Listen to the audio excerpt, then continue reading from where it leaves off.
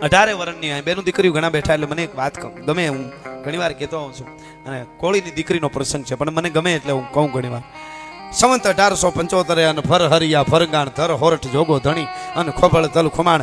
પહેલા વહેલા અંગ્રેજો જ્યારે ભાવનગરના દરિયેથી ઉતર્યા, આ દેશની દીકરીઓ કેવી હોય સાહેબ. અને બરાબર કોળીની દીકરી પિથલપર ને કેરાળા ને એવા ગામ, 17 વર્ષની કોળીની દીકરી, સત્ય ઘટનાનો પ્રસંગ. રૂપના આવરણ છે ભાઈ, મર્યાદાના લંગર પડી ગયા છે, પણ આખડિયું અણિયાળિયું સરથી પહારિયું, જેના હામી નોંધ્યું એની કાળજ હોહરિયું.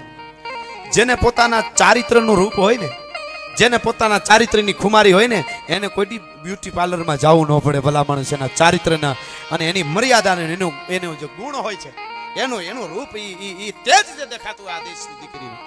એવી દીકરી પાણી ભરવા નીકળી, એક હાથમાં હાંડો અને એક હાથમાં ગોળી છે તાવણભાઈ. અને એને અંગ્રેજ અધિકારી ટોપાવાળો જોઈ ગયો, આ દીકરીને આફરીન થઈ ગયો કે આવું રૂપ મેં નથી જોયું. હવે એની પાસે તો બંદૂકો હતી એ વખતે, એને એમ થયું કે આ શું કરી લે, એમ હળી કાઢીને બાવડું પકડ્યું કોળીની દીકરીનું. પણ કોળીની દીકરીનું બાવડું પકડ્યું ભાઈ, ભૂખી સિંહણ હોય એમ ઘા ઘા ઘા ઘા કરીને જેમ થાય એમ આમ કરીને આમ ગોળી ઘા કર્યો. અંગ્રેજ સગો આડા ફરી ગયા, એક બેને લાગ્યો અને બાવડું મુકાવીને દીકરી ત્યાંથી હળી કાઢી ઘેરે આવી. સત્ય ઘટનાનો પ્રસંગ છે મિત્રો. કાગ બાપુ રેડિયો ઉપર આનું આખું ગીત ગાતા, હું તો ખાલી આટલી વાત કરું છું. પિથલ પર ને પાદર રે કેરાળા ને પાદર રખમાય પાણીડા હાલી, એ કાગ બાપુ તો આખું ગીત ગાતા.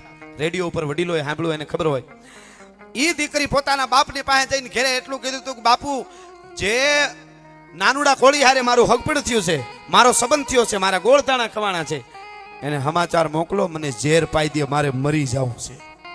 કોળીની દીકરીઓ, નાનુડા કોળી હારે મારો સંબંધ થયો છે, એને સમાચાર મોકલો, મને ઝેરની તાહળી આપી દે. એટલે કીધું કાં બેટા, એનો બાપ કહે છે શું કામે તારે મરી જાવું, હજી લગ્ન નહોતા થયા, હગ પણ થયું તું નાનુડા હારે કોળી હારે, શું કામે બેટા તારે મરી જવું છે? તો કે અંગ્રેજ અધિકારીએ મારું બાવડું પકડ્યું બાપુ, મારાથી હવે જીવાય નહીં. ખાલી બાવડું પકડ્યું તું ને, એટલે હું આ મહિના ધામમાં વાત કરું છું.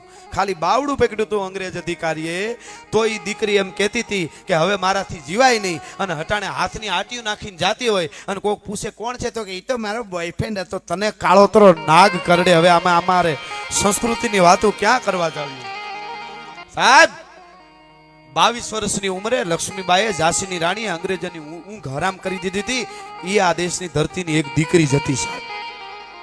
એને કીધું જે નાનુડા રે મારું હક પણ થયું છે એને બોલાવો, મને ઝેરની તાળી આપી દે, કાં તો મને ઝેર પીવરાવી દે, અને નકર જે અંગ્રેજે મારું બાવડું પકડ્યું છે ને એનું માથું કાપી અને એના લોહીમાં ચુંદડી રંગીને મને ઓઢાડવા માટે આવે તો હું એને હારે લગ્ન કરીશ, નકર નહીં કરું. અને એને મારી અને એ કોળી એને પરણવા ગયો તો.